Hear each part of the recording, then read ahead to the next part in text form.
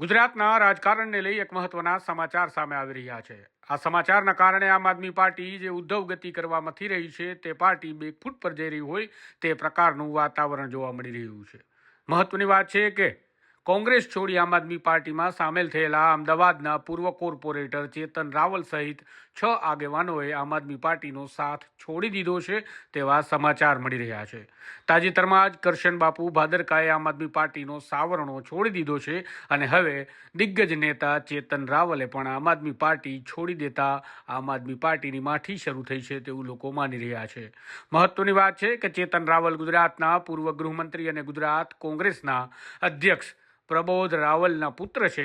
ચેતન રાવલે કોંગ્રેસ છોડતા કોંગ્રેસને મોટો ફટકો પડ્યો હતો, પણ હવે કોંગ્રેસ માટે રિકવરીની સ્થિતિ પેદા થશે, કારણ કે ચેતન રાવલ ફરી કોંગ્રેસમાં જોડાવા જઈ રહ્યા છે। સાથે જ કોંગ્રેસના પૂર્વ કોર્પોરેટર ગોવિંદ પરમારે પણ આમ આદમી પાર્ટી છોડી દીધી છે। તેઓ પણ કોંગ્રેસ તરફ ઘર વાપસી માટેની તૈયારી કરી રહ્યા છે। એ જ રીતે ઝવેર દેસાઈ આમ આદમી પાર્ટીના પ્રદેશના મંત્રી રાજુબાબા ચિશ્તી તેમજ રતનભાઈ શર્મા પણ આમ આદમી પાર્ટી છોડી કોંગ્રેસમાં જોડાવા જઈ રહ્યા છે। ચેતન રાવલના જણાવ્યા અનુસાર તેઓ 2-3 દિવસમાં વિધિવત રીતે કોંગ્રેસમાં સામેલ થશે।